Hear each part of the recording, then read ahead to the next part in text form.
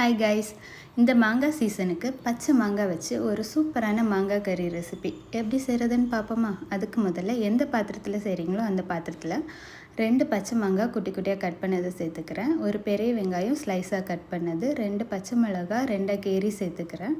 ஒரு சின்ன துண்டு இஞ்சியை குட்டி குட்டியாக நறுக்கி சேர்த்துட்டு 1/4 ஸ்பூன் மஞ்சள் பொடி, 1/2 ஸ்பூன் மிளகு பொடி, தேவைக்கு உப்பு, 2 கொத்து கருவேப்பிலை போட்டுட்டு இதை கையாலேயே நல்லா பிசைஞ்சு விட்டுக்கோங்க. பிசைஞ்சு விட்டுட்டு இப்போ தேங்காய் பால் ஃபஸ்ட்டு தேங்காய் பால் தனியாக வச்சுட்டு 2வது தேங்காய் பால் 1 கப் இதில் நான் இப்போ சேர்த்துக்கிறேன்.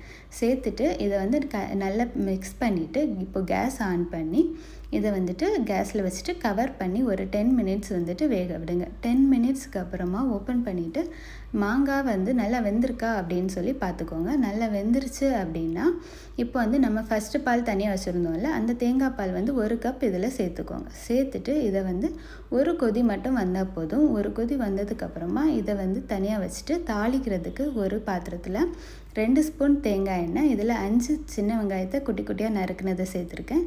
இப்போ சின்ன வெங்காயம் நல்லா பொன்னிறமாக ஆனதுக்கப்புறமா 2 வற்றல் மிளகு குட்டியாக கட் பண்ணதை சேர்த்துட்டு அதுவும் வதங்கி வரும்போது 2 கொத்து கருவேப்பிலையை சேர்த்துக்கோங்க. சேர்த்துட்டு இப்போ நீங்கள் இந்த எடுத்து நம்ம குழம்புல கொட்டிட்டோம் அப்படின்னா சூப்பரான மாங்காய் கறி ரெடி.